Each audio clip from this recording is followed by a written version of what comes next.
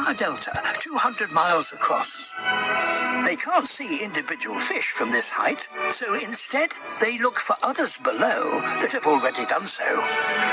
Cormorants.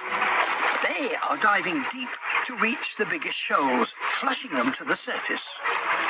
A couple of pelicans land, and others soon home in on them.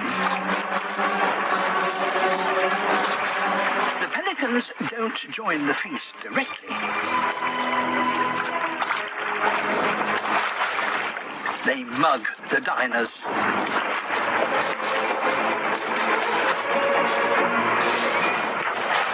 This brutal tactic enables each pelican to catch many more fish more quickly than it would do if it worked by itself.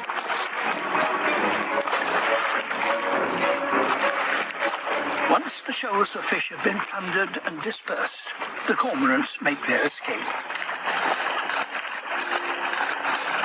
And the pelican pirates fly off in search of their next meal.